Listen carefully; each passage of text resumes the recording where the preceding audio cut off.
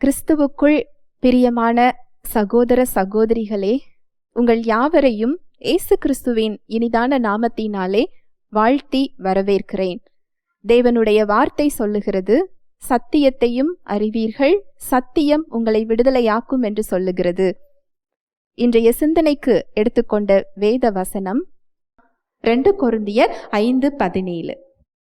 இப்படி இருக்க ஒருவன் கிறிஸ்துவுக்குள் இருந்தால் புது சிருஷ்டியாயிருக்கிறான், பழையவைகள் ஒளிந்து போயின, எல்லாம் புதிதாயின.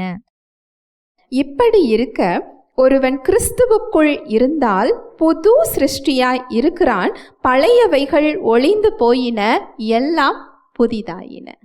கிறிஸ்துவுக்குள்ள இருக்கிறது அப்படின்னா என்ன அர்த்தம்? கிறிஸ்துவை ஏற்றுக்கொள்ளுதல், இயேசு கிறிஸ்துவை இரட்சகராக ஏற்றுக்கொள்ளுகிறது தான் கிறிஸ்துவுக்குள்ள இருக்கிறது. அப்படி கிறிஸ்துவுக்குள்ள இருந்தோம்னா நாமெல்லாம் எப்படி இருக்கிறோமா? புதிய சிருஷ்டியாக இருக்கிறோம். எப்படி புதிய சிருஷ்டியா இருக்கிறோம்? 1 பேதுரு 1:23. அழிவுள்ள வித்தினாலே அல்ல, என்றென்றைக்கும் நிற்கிறதும் ஜீவன் உள்ளதுமான தேவ வசனமாகிய அழிவில்லாத வித்தினாலே மறுபடியும் ஜெனிப்பிக்கப்பட்டிருக்கிறீர்களே. அழிவுள்ள வித்தினாலே அல்ல, என்றென்றைக்கும் நிற்கிறதும் ஜீவனுள்ளதுமான தேவ வசனமாகிய அழிவில்லாத வித்தினாலே மறுபடியும் ஜெனிப்பிக்கப்பட்டிருக்கிறீர்களே. ஒரு செடியாக இருந்தாலும், விலங்குகளாக இருந்தாலும், மனிதனாக இருந்தாலும் அது உயிர் பெறுவதற்கு என்ன தேவை? ஒரு வித்து தேவை. எல்லா உயிருள்ளவற்றையும் தேவன் வித்தின் மூலம் உருவாகிற மாதிரி தான் என்ன செய்திருக்கிறார்? படைத்திருக்கிறார்.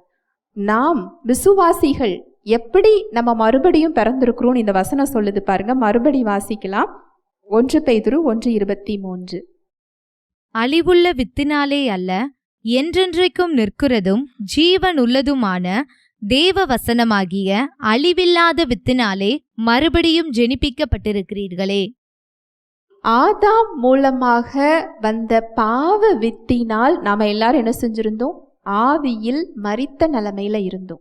பாவிகளாக நாம இருந்தோம்.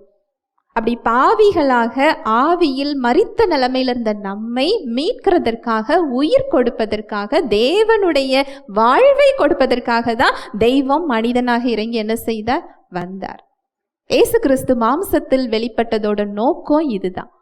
யார் ஒருவர் இயேசு கிறிஸ்து செஞ்ச செயலை விசுவாசிக்கிறாங்களோ, யார் ஒருவர் இயேசு கிறிஸ்துவை இரட்சகராக ஏற்றுக்கொள்றாங்களோ, அவங்க ஆதாம் கிட்ட இருந்து வந்த அந்த பாவ இயல்பு மறைஞ்சு தேவ வித்துனால மறுபடியும் என்ன செய்யறாங்களா?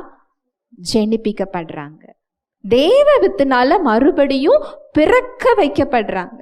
தேவ வித்துனால உருவாக்கப்படுறாங்க. ஒரு குழந்தை எப்படி புதிதாக பிறக்குமோ அது போல நீங்க கிறிஸ்துவை ஏற்றுக்கொண்ட உடனே உங்க ஆவியில தேவ வித்தினால் மறுபடியும் என்ன செய்றீங்க?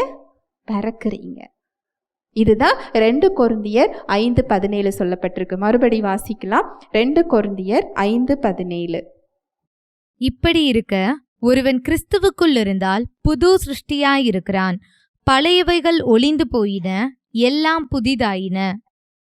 இப்படி இருக்க ஒருவன் கிறிஸ்துவுக்குள் இருந்தால், நீங்க இயேசு கிறிஸ்துவ இரட்சகரா ஏற்று கொண்டிருந்தீங்கன்னா உங்க ஆவி தேவ வித்துனால மறுபடியும் என்ன செய்யப்பட்டிருக்கு? ஜெனிப்பிக்கப்பட்டிருக்கு, உருவாக்கப்பட்டிருக்கு, பிறந்திருக்கிறீங்க. ஒரு புதிய குழந்தைய போல, ஒரு புதிதாக பிறந்த குழந்தைய போல உங்க ஆவியில தேவ வித்துனால உருவாக்கப்பட்டிருக்கிறீங்க. நான் உங்களுக்கு ஒரு கேள்வி கேட்குறேன். இனிப்புள்ள ஒரு மாங்கொட்டையை முளைக்க வைக்கிறீங்க.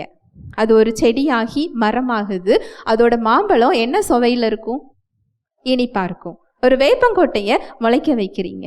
அது செடியாகி மரமாகி அது என்ன சுவையை கொடுக்கும்? கசப்பை கொடுக்கும். அந்த வித்து, அந்த விதைக்குள்ள என்ன இயல்பு இருக்கிறதோ அதுதான் அந்த கனி, அந்த செடி, அந்த மத்த அந்த விதைக்குள்ளையும் அந்த மரத்துக்குள்ளையும் என்ன செய்யும்? வரும். அது போல கிறிஸ்துவுக்குள்ள நீங்க மறுபடியும் பிறந்திருக்கிறது எந்த வித்துனால பிறந்திருக்கிறீங்க? தேவ வித்து. தேவ வித்துனால நம்ம பிறந்திருக்கிறோம். தேவன் கிட்ட நோய் எப்படி இருக்கும்? அதுல சாபம் எப்படி இருக்கும்? அதுல பாவம் எப்படி இருக்கும்? அதுல கட்டுகள் எப்படி இருக்கும்? அந்த வித்தை சாத்தான் எப்படி மேற்கொள்ள முடியும்? ஹல்லேலூயா, பிரைஸ் தி லார்ட். அதனாலதான் இயேசு கிறிஸ்து சொல்றாரு, சத்தியத்தையும் அறிவீர்கள், சத்தியம் உங்களை என்ன செய்யும்? விடுதலையாக்கும். நீங்க என்ன வித்துல மறுபடியும் பறந்திருக்கிறீங்க? நீங்க கிறிஸ்துவுக்குள்ள எப்படி இருக்கிறீங்க? கிறிஸ்துவுக்குள்ள நீங்க யாரா இருக்கிறீங்க? எந்த வித்துல நீங்க பறந்திருக்கிறீங்களோ அந்த இயல்புல தான் நீங்க என்ன செய்ய முடியும்? இருக்க முடியும். ஒருவன் கிறிஸ்துவுக்குள் இருந்தால் அவன் எப்படி இருக்கிறானா? புது சிருஷ்டி, ஒரு புதிய படைப்பா உங்க ஆவியில நீங்க இருக்கிறீங்க. அதுல நோய்க்குரிய இயல்பு கிடையாது, பாவத்துக்குரிய இயல்பு அதுல என்ன செய்யாது? கிடையாது. இதை நீங்க அறியாததுனால நீங்க பாவ செயல்கள்ல நின்று கொண்டிருக்கலாம். ஆனா நீங்க கிறிஸ்துவுக்குள்ள இருந்தா உங்க ஆவிக்கு பாவம் செய்கின்ற இயல்பு கிடையாது. சாபம் உங்களை மேற்கொள்ள முடியாது. ஏன்னா உங்க ஆவியில சாப விடுதலை என்ன செய்யப்பட்டிருக்கு? கொடுக்கப்பட்டிருக்கு. உபாகமம் 28:16 61 வசனம் வரைக்கும் வாசிச்சு பாருங்க. அதுல சாப விளைவுகளை குறித்து சொல்லப்பட்டிருக்கும். அதுல ஒரு விளைவுகள்ல கூட நாம இருக்க வேண்டிய அவசியம் இல்லை. கொலோசையர் 1:13. இருளின் அதிகாரத்தினின்று நம்மை விடுதலையாக்கி தமது அன்பின் குமாரனுடைய ராஜ்யத்திற்கு உட்படுத்தினவருமாயிருக்கிற பிதாவை ஸ்தோத்தரிக்கிறோம். இருளின் அதிகாரத்தினின்று நம்மை விடுதலையாக்கி தமது அன்பின் குமாரனுடைய ராஜ்யத்திற்கு உட்படுத்தினவருமாய் இருக்கிற பிதாவை என்ன செய்கிறோமா? ஸ்தோத்தரிக்கிறோம். இதோட அர்த்தம் என்ன தெரியுமா? ஒரு குடும்பத்திலிருந்து நாம விடுவிக்கப்பட்டு இன்னொரு குடும்பத்துக்குள்ள நம்ம என்ன செஞ்சிட்டோம்? வந்து விட்டோம். இன்னும் எளிமையா சொல்லணும் அப்படின்னா, சாத்தானுடைய அடிமைத்தனத்துல அவனுடைய குடும்பத்துல ஒருவராக இருந்த நம்மை இயேசு கிறிஸ்து மீட்டெடுத்து தேவனுடைய ராஜ்யத்தின் பிள்ளையாக நம்மளை என்ன செஞ்சிட்டாரு? மாற்றி விட்டார். ஹல்லேலூயா, பிரைஸ் தி லார்ட். நீங்க கிறிஸ்துவுக்குள்ள இருந்தீங்கன்னு சொன்னா, நீங்க இயேசு கிறிஸ்துவை இரட்சகராக ஏற்றுக்கொண்டிருந்தீங்கன்னா, நீங்க இந்த உலகத்துக்குரியவங்க இல்லை, நீங்க தேவனுடைய ராஜ்யத்தின் குடிமக்கள், தேவனுடைய பிள்ளைகளாக நீங்க மாற்றப்பட்டிருக்கிறீங்க. அவர் உங்களை கோபமா பார்க்கல, உங்களை அவர் அன்பாக பார்க்கிறார். தன்னுடைய பிள்ளையாக அவர் கிறிஸ்துவின் மூலம் உங்களை என்ன செஞ்சிருக்கிறார்? ஏற்றுக்கொண்டிருக்கிறார். ஆனா உங்க சூழ்நிலை இதை உங்களுக்கு உணர்த்தாது. உங்க சூழ்நிலை தேவன் உங்களுக்கு எதிராக செயல்படுற மாதிரி இருக்கும், இல்ல தேவன் உங்களை மறந்து போன மாதிரி இருக்கும். அந்த உணர்வை உங்களுக்கு அது என்ன செய்யும்? கொடுக்கும். தேவனுடைய பிள்ளையாக நான் இருந்தால் எனக்கு ஏன் இந்த சூழ்நிலை? எனக்கு ஏன் இந்த பிரச்சனை?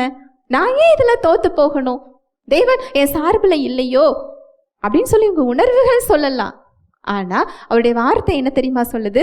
ரோமர் 8:15. அந்தபடி திரும்பவும் பயப்படுகிறதற்கு நீங்கள் அடிமைத்தனத்தின் ஆவியை பெறாமல் அப்பா பிதாவே என்று கூப்பிட பண்ணுகிற புத்திர சுவிகாரத்தின் ஆவியை பெற்றீர்கள். நல்லா பாருங்க, அந்தபடி திரும்பவும் பயப்படுகிறதற்கு நீங்கள் அடிமைத்தனத்தின் ஆவியை பெறாமல் அப்பா பிதாவே என்று கூப்பிட பண்ணுகிற யாரோட ஆவியை பெற்றிருக்கிறீங்களா?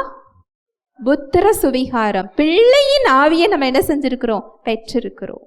அடிமையின் ஆவியை நம்ம என்ன செய்யல? பெறல. ஒரு பிள்ளையின் ஆவியை என்ன செஞ்சிருக்கிறோம்? பெற்றிருக்கிறோம். உங்க சூழ்நிலை இதை உங்களுக்கு உணர்த்தாது. உங்களோட பிரச்சனைகள் நீங்க தேவனுடைய பிள்ளைங்கிறத என்ன செய்யாது? உணர்த்தாது. உங்க உணர்வுகள் அதை சொல்லாது. ஆனா வார்த்தை, அவருடைய வார்த்தை சத்தியம்தான் சொல்லும். நீங்க பிள்ளையின் ஆவியை நீங்க பெற்றிருக்கிறீங்க. நீங்க தனியா இல்லை. அவர் உங்களை திக்கற்றவர்களா என்ன செய்யல? விடவில்லை. உலகத்தை படைத்தவர் உங்களுக்கு தகப்பனாக இருக்கிறார். நீங்கள் அவருடைய பிள்ளையாக என்ன செஞ்சிருக்கிறீங்க? இருக்கிறீங்க. ஒரு வசனம் சொல்லும், அவர் நம்மளை ரொம்ப அன்பாக அவர் பார்க்கிறாராம். beloved அப்படின்னு இருக்கும். ரொம்ப ரொம்ப நம்மளை அன்பு செய்கிற ஆண்டவராக, தகப்பனாக அவர் என்ன செய்கிறாரா? இருக்கிறார். அதுக்கு அடுத்த வசனம் என்ன சொல்லுது பாருங்க, 16. நாம் தேவனுடைய பிள்ளைகளாய் இருக்கிறோம் என்று ஆவியானவர் தாமே நம்முடைய ஆவியுடனே கூட சாட்சி கொடுக்கிறார். நீங்க பாருங்க என்ன சொல்லுது பாருங்க, நாம் தேவனுடைய பிள்ளைகளாய் இருக்கிறோம் என்று ஆவியானவர் தாமே நம்முடைய ஆவியினுடனே கூட என்ன செய்யறாரு? சாட்சி கொடுக்கிறார். உங்க சூழ்நிலை சாட்சி சொல்லாது. உங்க சரீரம் நீங்க தேவனுடைய பிள்ளைன்னு என்ன செய்யாது? சொல்லாது. உங்க உணர்வுகள் என்ன செய்யாது? சொல்லாது. உங்களுக்குள்ள இருக்கிற ஆவியானவர் தான், நீங்க உங்க ஆவியிலிருந்து அவர் சொல்லுவாரு, நீ தேவனுடைய பிள்ளை. எப்படி சொல்லுவாரு? வார்த்தையின் மூலமாக. அவர் வார்த்தை தான் அது என்ன செய்யும்? நீங்க யாரு, கிறிஸ்துவுக்குள்ள யாருங்கிறத உங்களுக்கு வெளிப்படுத்தும். அப்போ உங்க சூழ்நிலைகளுக்கு மத்தியில இந்த வார்த்தையை நீங்க தாழ்மையா ஏற்றுக்கொள்ளும் போதுதான். உங்க சிந்தனைகள்ல நிறைய எண்ணங்கள் சாத்தான் கொடுப்பான். நீ இதை பெற்றுக்கொள்ள முடியாது, தேவன் ஓ சார்பில் இல்லை, தேவன் நீ இந்த தப்பு செய்திருக்க இல்லையா, அவர் உன் மேல கோபமா இருக்கிறாரு, உன்னை தண்டிக்கிறார், அதனாலதான் இந்த பாடு உனக்கு. நிச்சயமா கிறிஸ்தவ வாழ்க்கையில பாடுகள் உண்டு, நான் இல்லைன்னு சொல்லல, சத்தியமும் இல்லைன்னு சொல்லல. தேவ பக்தியாய் நடக்க மனதாய் இருப்பவர்கள் யாவரும் என்ன செய்வாங்க? துன்பப்படுவார்கள். ஆனா அது என்ன துன்பம் தெரியுமா? கிறிஸ்துவின் நிமித்தம், சுவிசேஷத்தின் நிமித்தம் நீங்க அவமானப்படுத்தப்படுவோம், புறக்கணிக்கப்படுவோம், நம்ம கஷ்டப்படுத்தப்படுவோம். அந்த துன்பம் உண்டே தவிர சிலுவையில் அவர் சுமந்த எதையும் நாம் சுமக்க வேண்டிய அவசியம் இல்லை. பாவத்தை நம்ம சுமக்கணும்னு அவசியம் இல்லை, பாவ விளைவுகளை சுமக்கணும்னு அவசியம் இல்லை, சாபத்தை சுமக்கணும்னு அவசியம் இல்லை.